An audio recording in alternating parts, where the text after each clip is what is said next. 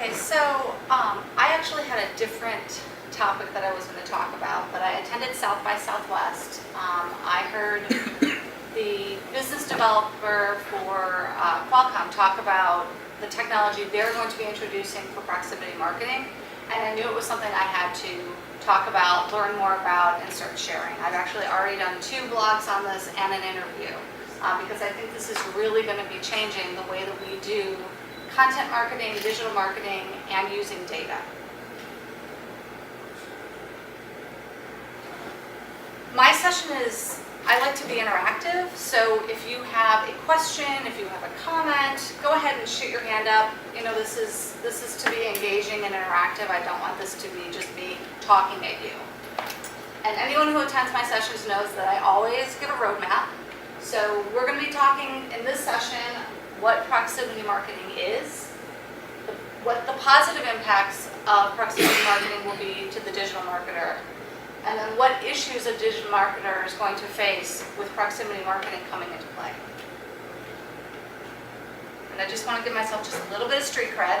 So I have been doing event marketing for roughly 18 years, and I started in digital marketing basically in '99 when the internet started.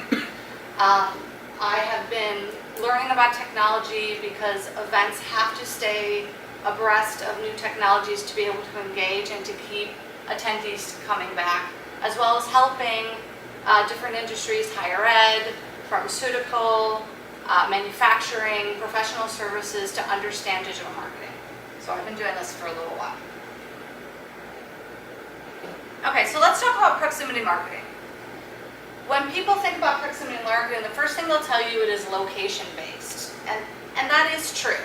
And let me just give you a quick example. I am on a street corner and I decide that I'm hungry and I want to find out where restaurants are in the area. What proximity marketing will be doing in that instance is you'll be able to send out a signal, say, hey, I'm hungry, what restaurants in the area?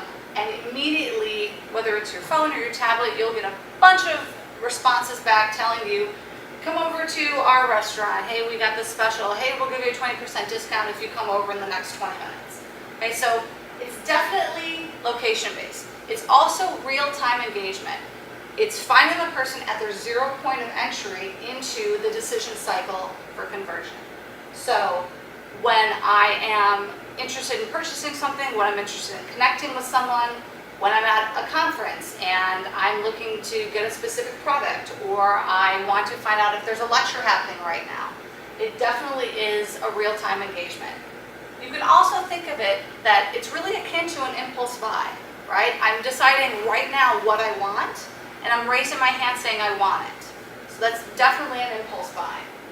Now there are technologies that we all should already be familiar with. RFID is a good technology. QR codes, which have been around for like 15 years. Everyone knows a QR code and you get your badge scanned for that. Near field communication, your Google Pay, your Apple Pay. The one that I'm really, really excited about though is LTE Direct. And that's what really kind of pushed me to talk about proximity marketing. And before I get into this, let me just give a little background on LTE Direct. So from what I understand from talking to that business developer for Qualcomm, it'll be introduced about 2017, 2018. There are 3 really exciting things about it that I think will absolutely change how we do digital marketing and how we market to consumers. Number 1, it will be device agnostic. Okay? You use NFC, you can only use it on your iPhone. Apple has that technology caught up just for sales transactions. Once it's able to be adopted by everybody, we're going to see a lot more people using it. Number 2, it does not use Wi-Fi. Okay? It does not use Wi-Fi. That is huge. Your phone becomes your beacon. So if I'm going to bother, let's say I'm going to send something to Aaron and say, hey, I'm interested in search engines and I'm at this conference. If he has a tablet or a phone, or a laptop that has the same technology as me, he will get it regardless of whether or not he has Wi-Fi. And because of that, the third thing is if I'm not using Wi-Fi, I'm not draining my battery. And that is a huge reason a lot of people don't want to use different types of technology on their phone, is because it becomes such a battery drain. So the reason why there's a lot of interest in proximity marketing, number one, I'm raising my hand, right? I'm saying exactly what I want, exactly when I want it. It allows me to capture those new prospects exactly at their point of either want or decision making. And I read a stat yesterday that said that between 35 and 50% of all sales transactions go to the company that talks to the prospect first. Can you imagine if you're the first one to talk to them and you have a 50-50 shot of getting that sale? That is huge. It also allows you to know exactly what your prospect is interested in. So there's no more guessing, are they going to be at this point in the conversion cycle? Are they looking for, X versus Y? They're going to be telling you because they're in the driver's seat. And that will allow marketing to be in the driver's seat as well. Yes? This will only work if my device has LTE technology in it. Correct. What's going to drive me to get LTE technology into my phone? That's a very good question. It will be standard in your phone just like Bluetooth. You won't have to decide to get it. It will be there, which will make it standard across all tablets, all devices. So we'll have to wait until enough many consumers have exchanged their devices into devices with LTE. Well, you'll have to wait until LTE is released into all devices, and then you'll have to wait until they're exchanged. However, that being said, most people, I think it's about 80%, change their device year over year. And if they wait, they only wait 2 to 3 years. So if it's introduced, let's say it's introduced in 2017, by 2020, this should take over the marketplace. Because we were around when the QR codes came. Yeah, as was I. And the problem with that is there's no universal way to use it. You have to download an app to read the QR code, and there's no universal app. So every single person is trying to download an app to figure out what am I using to read the QR code, and because there's no standardization, no one wanted to adopt it. And also, that was back in the day when, mobile devices were just coming on board, and people didn't understand the concept of an app. They didn't understand the concept of scanning something. Now this technology is, it's so commonplace, people will be able to adopt it a lot faster. So, QR codes are good, but I think that their timing just didn't work. Everything has to have the right time for the right adoption strategy. Yeah, absolutely. That's a very good question. Thank you. And I have marketing will be in the driver's seat, but I have to caveat that I totally agree with what Emin was saying, that it has to be data and marketing working together. Although with proximity marketing, they will have to be able to understand data as well. So let's talk about that. I love this slide. Digital men from the boys. There are a lot of digital marketers out there who have gotten by just through happenstance. They have a ton of money. They have, they have some intuition, and they're not really understanding what's driving their customer behavior. You have to understand your product, and you have to understand your customer in order for proximity marketing to work. And as we move forward, and as your customer gets more savvy, if you don't understand what you're doing and why you're doing it, your customer is going to move on to somebody else, because someone else will get it and send the right message at the right time. And akin to that, you can't do a generic messaging with proximity marketing. If you think about it, you probably will have, I'm gonna put an estimate out there, but you're probably only gonna have about 15 minutes from when they send out their comment to get them to you. So for them to make a decision, it's probably gonna be done within a minute, 30 seconds of them getting a ton of different offers. Are they gonna be looking at generic ones and go, let me research more on this? Or if they're gonna go to the one that has the right message, understands what the want or the decision is, and puts the right content in front of them so that they will then physically show up to learn more. So generic messaging certainly is not gonna work. Go ahead. How many consumers do you reckon would like to have their devices open for being a commercial post board? Since you're in the driver's seat, you decide. You decide what content you want and when. And that's the exciting part and the really scary part for digital marketers. I'm not shoving content at you. You're requesting it from me, and I'm giving it back. So my window of opportunity to talk to you is getting smaller and smaller and smaller and smaller. Yeah. And that really goes into your point. You have to understand the wants and the behavior behind purchasing. Why is someone purchasing? Why is someone raising their hand? If you raise your hand that you want X and I have the opportunity now to connect with you and I send you a message that's, let's say, further down the decision tree or is completely not where you are at this point, you will absolutely ignore it and only look at the content that applies to you. And the other thing is that data will absolutely drive engagement in this space. And the cool thing about it is once you send out your marketing messages and you're asking someone to come and and I'm sure there's going to be a ton of data to tell you how quickly someone will show up, you'll know within an hour, 2 hours, whether your content worked. You don't have to wait, and I hate to say you don't have to wait a day because that sounds like such a long time in a digital space, but when I started and it was direct mail and it was calling, you had to wait weeks to find out if your campaigns worked.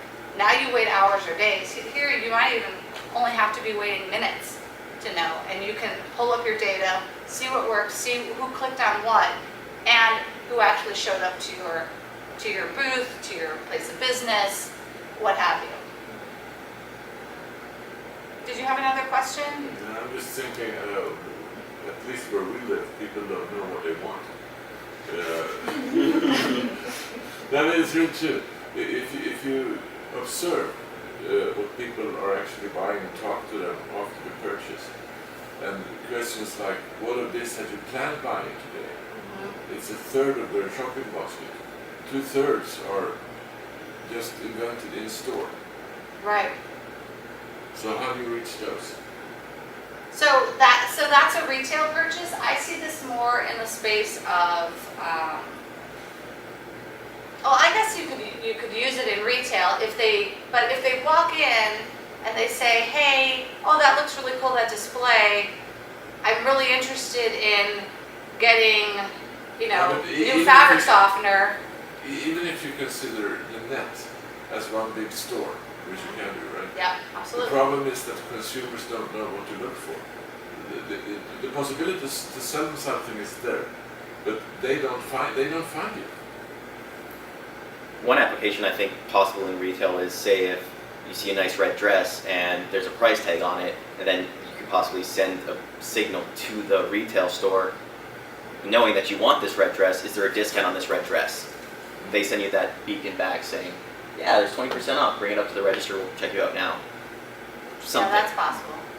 I really see this more working in terms of engagement with very low entry to purchase. So it would work well with a restaurant, with a bar, where you are hungry and you can quickly make a decision. But you already know that you're hungry and you're looking for the options to be sent to you. Another way I can see this working is if let's say, because I do a lot of work in higher ed. I'm in a location and I've just visited the school's campus and I'm like, I'd really like to talk to some alumni. I wonder if there are any alumni around. And I sent out a message saying, do I have any UT Austin alumni in the area, and I get 10 people who are like, hey, I'm like a block from you. Let's meet for 20 minutes and chat. Yeah. But I I mean, even in a grocery store space, I mean, you could have, if let's say it's a new product that they're introducing. Let's say I'm Nestle and I'm introducing a new candy bar and I have a display and I have someone who's near the area, maybe not hovering by the display case, but somewhere nearby, and the person says, hey, God, I'd really love to learn more about this, or hey, chocolate, that would sounds really good. Does anyone have anything else on sale? And the person can come and say, hey, yeah, I have a coupon actually, or let me give you a free sample, or I'm sure people will come up with a way to use it. It's just whether or not it will be appropriate. And don't forget, I mean, just because it's out there doesn't mean that it applies to every situation, right? I was talking to, when I was at South by, I was talking to the VP of Communication for Pinterest.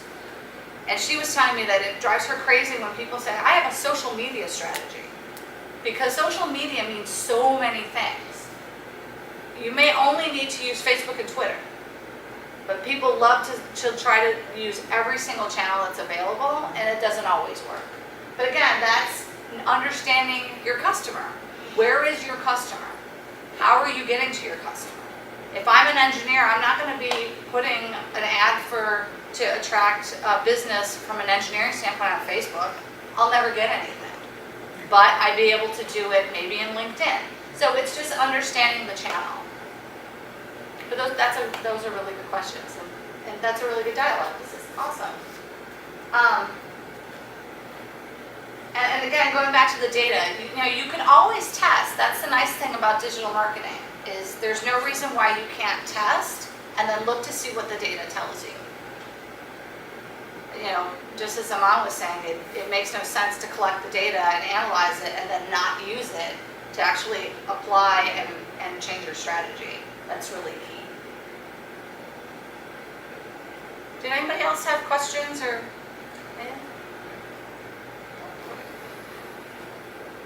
So let me just give some final thoughts. I think there is going to be a huge opportunity with proximity marketing, especially when it is introduced to everyone's device. I think it will radically change the way that we are using digital marketing, and I think it's going to be yet another channel that we'll have to understand and be able to compete in. And it's again going to be a huge reason to know your customer and know your customer well. Understand your prospect, understand the conversion cycle and how they go through. Where are they in the conversion cycle, and what information do they need to continue to move on that path? And you have to have the creativity and the data to be able to compete, especially in a space where you have a very, very small amount of time to get to your prospect and to get them interested in your product or service. Thank you.